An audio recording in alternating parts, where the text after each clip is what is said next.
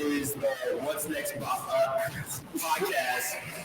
Our belief here is that everyone deserves a helping hand when transitioning to life after high school.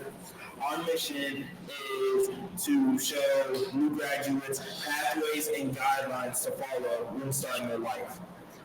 The topics we are going to be talking about today are mental health and school life on campus. I'm going to hand it over to Sebastian. Oh, sorry. I forgot to introduce myself. My name is Ethan Bonds. I am a newly graduate.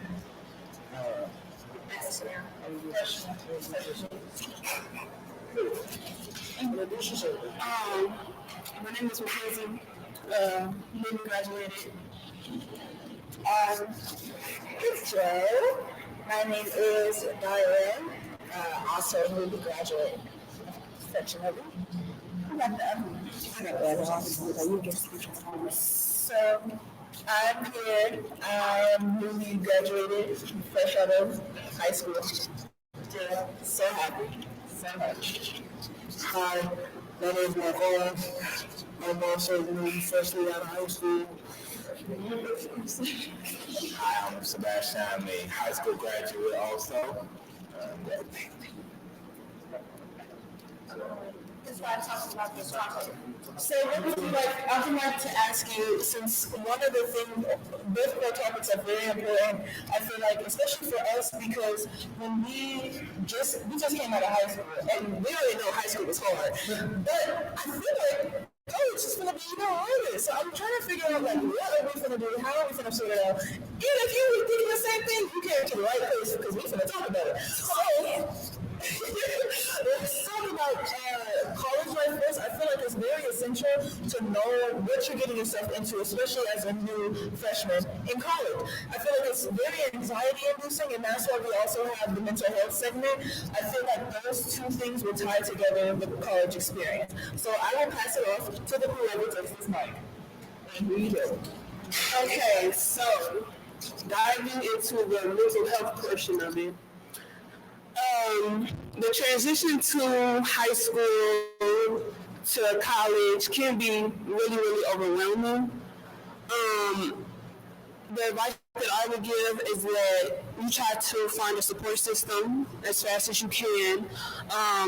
Most schools, if not all, do have places like departments that will help that transition. Like if you ever need somebody to talk to, or you need somebody to help you, like plan a schedule, try and find that's like, it's usually a student center that you could go to. Try and find that, and try and like build relationships with the people that's in there, so like they can make your transition smoother.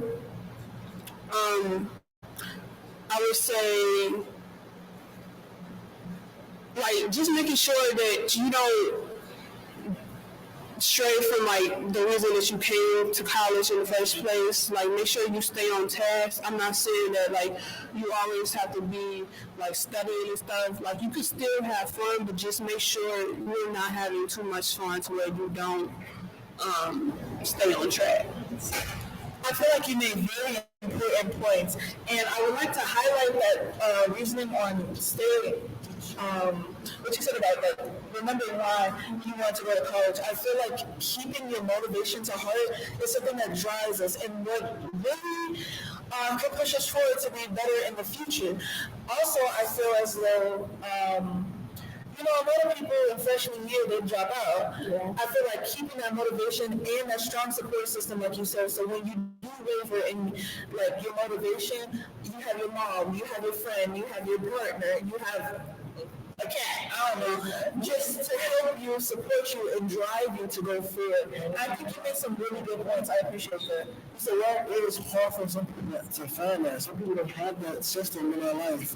They don't have that type of mentality. And that's why she said, what she said, that to find that in college.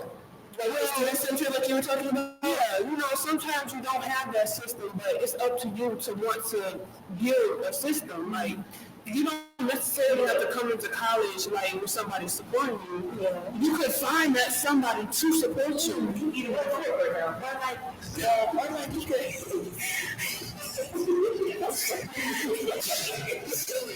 Or can't, like your roommate, like, you obviously going to be with you. Like me, I'm going to college with my brother, but I'm not going to college with any of my friends. I'm not going to college with my cousins. So you're doing Yeah, it is tough, but luckily my mother is close, but I still want to have that own support system. So I got my roommate. Let me tell you something. One thing, you find your roommate. Find your roommate, because I literally had to email my housing center. I had to email. I tried to email her and I couldn't. And we emailed each other. Like, I was trying to find my roommate because I didn't want to go into college not knowing my roommate, not knowing anybody else there except for my brother. Like, not unnecessary stress. Yeah, it's unnecessary stress. So, and I was kind of late. Like, I went to orientation and everybody was in their roommate. And I'm just like, oh, I don't know if I was supposed to find my roommate, but we actually talked, and she's cool. Like, she's really, really cool, and I think I'm going to get along with her. That's really beautiful. Yeah. Find your roommates. What anyone else like to add to that? You go.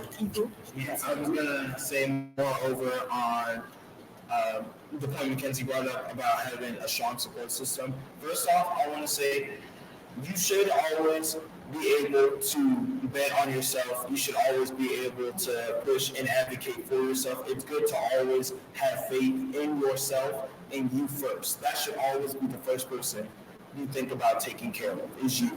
But definitely it does help in a lot of stressful situations to have somebody to depend on, to have solid friends, people who, when they show you their true colors, and those are some pretty colors, it's important to really hold on to those people, to those really good people, because I have been through countless amounts of stressful situations, tests where at first it seems so daunting. It seems like this high hill I'll never be able to scale.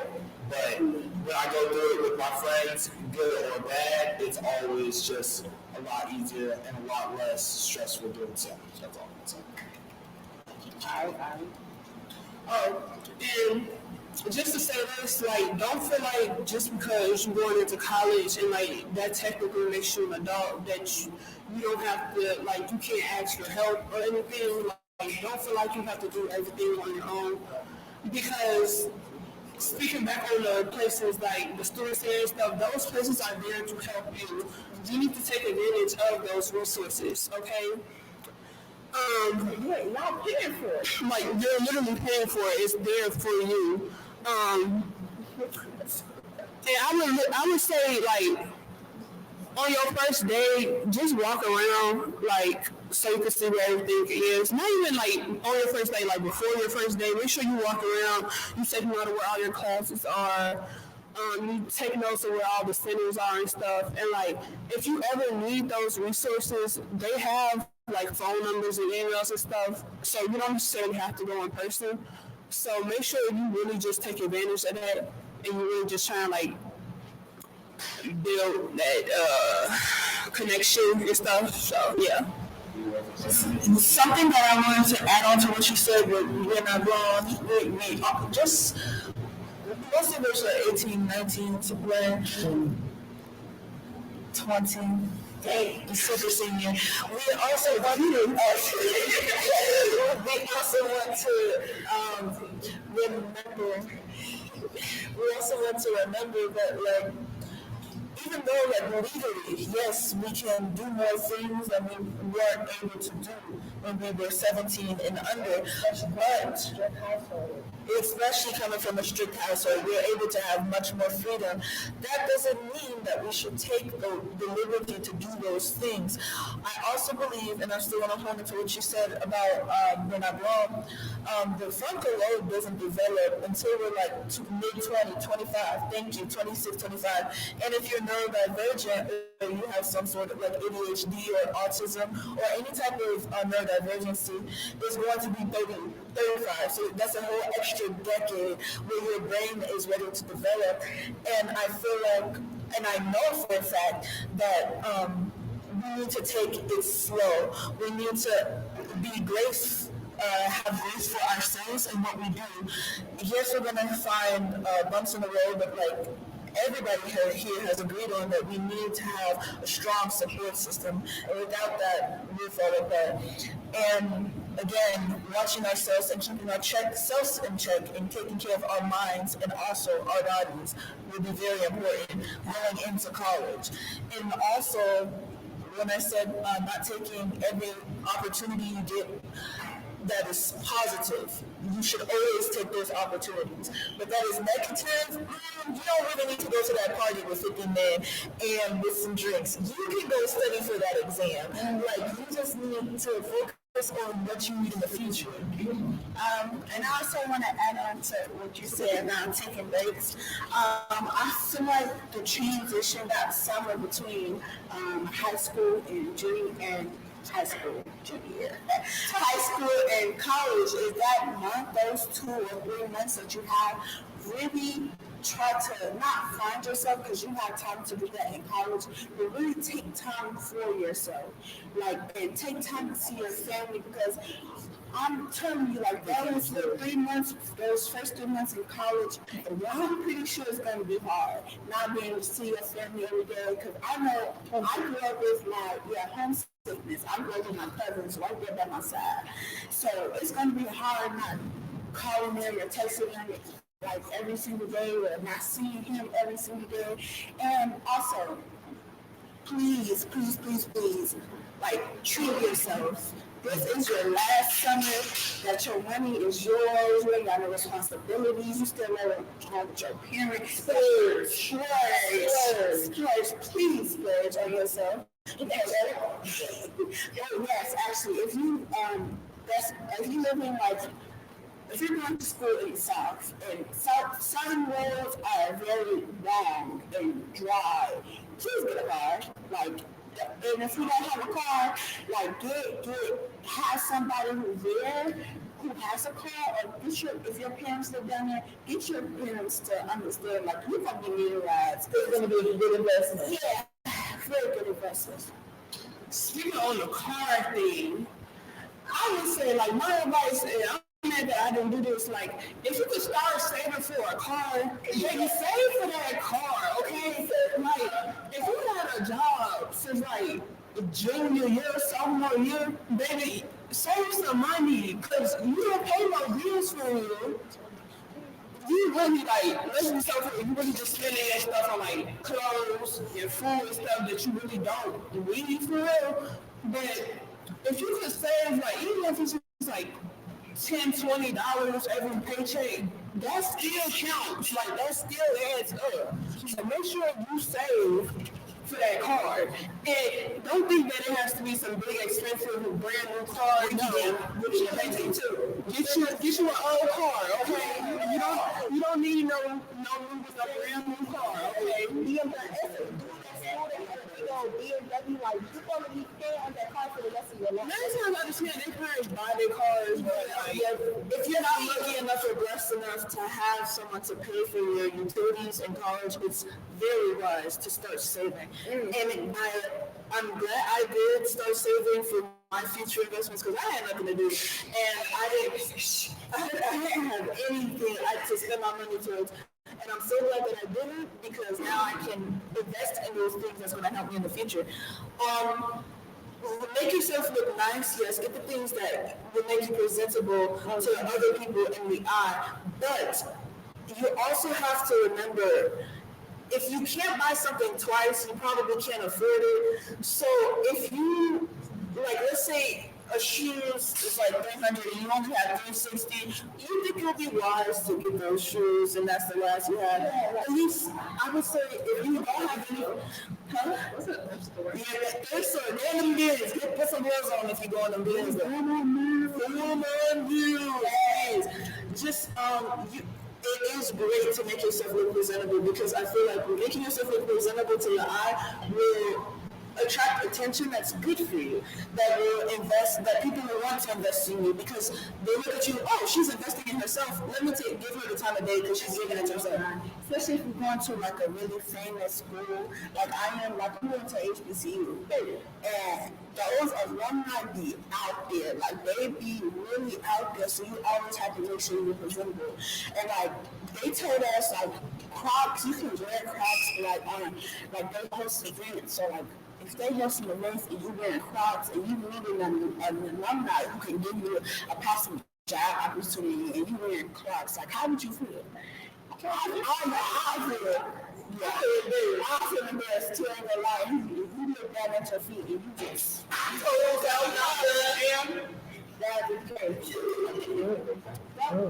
Something I wanted to add about like how you all said about transitioning from high school into college is like how some people would be like, oh, it's so overwhelming, all the anxiety and all the stress.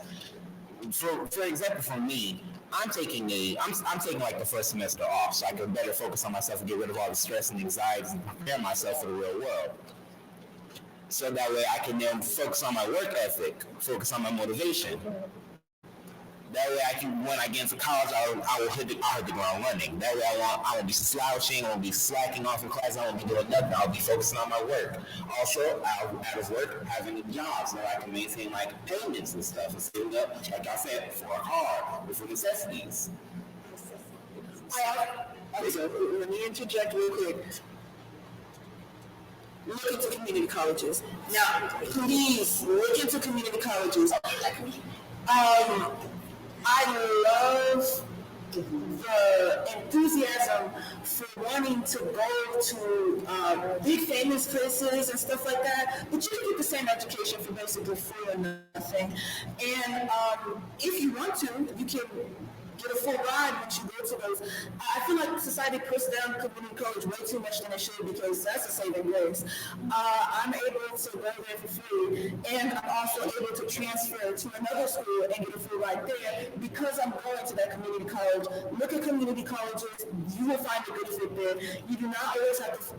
Another thing, don't follow your friends. Do not follow your lover. Do not follow. Do not, because I know so many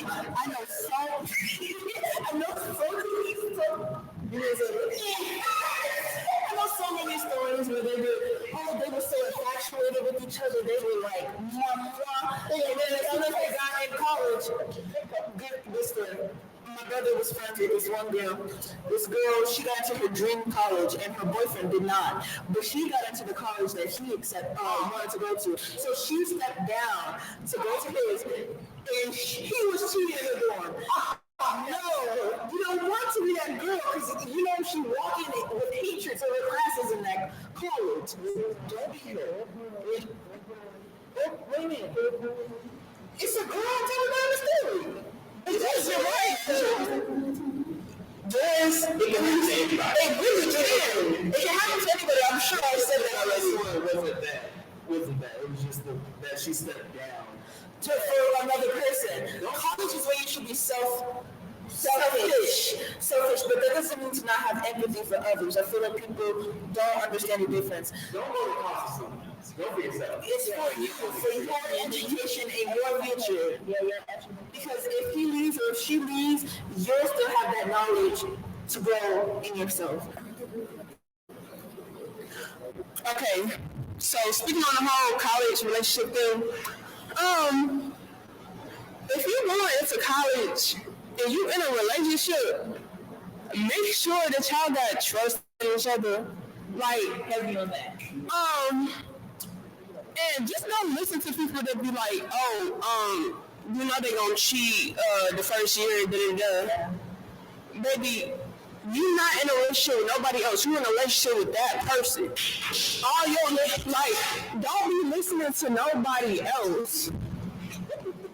And I would just say, like, just because you in college, you in a relationship, that don't mean you can't, like, see that person. Like, sometimes you just gotta take a little weekend and go see a little bookie or whatever. The little boo thing, okay. And y'all can still, like, call each other, FaceTime each other, and text each other. But saying that, don't just, like, focus all your time on them, because remember, you still in college, like, you, like, that's not what I was saying. I saying that could happen. Some people change their policy. Please.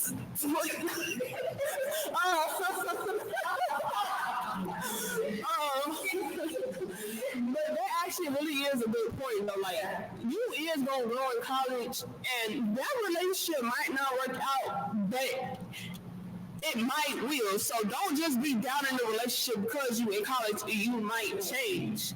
Keep a healthy medium. Like don't be delusional. Be like, oh, we're gonna get married and stuff like that. Because that might not be the reality. But Married in college, please don't do that. Like, y'all see the ballerina farmer? The ballerina farmer, she got a full ride to the best dance school, which is so very to do.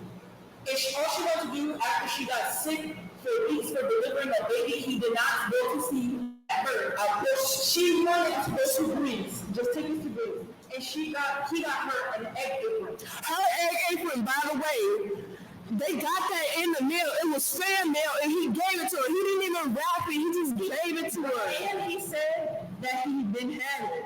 He didn't have it. He didn't ask for any evidence to it. Don't do a person like that. And that's not... More of the whole story is don't like stop following your dreams for nobody, okay? Because if that person really cared about you, know your man. like You know your man. You get what English if that man something. like He's so smart. if that person really cared about you, they'll be following you to the end of the world. Like they'll make sure your dreams is being accomplished. But just because they make sure your dreams is being accomplished, don't mean you don't have to make sure their dreams is being accomplished too. It has to be a balance. Like you both have to want each other to be successful and be like y'all dreams being followed. Like you're building a life with this person, okay? So build it good. Don't build it toxic. Thank you for tuning in to the What's Next podcast. I'm Pierre. I'm Ethan. I'm Mackenzie. I'm Diana. I'm Sebastian. And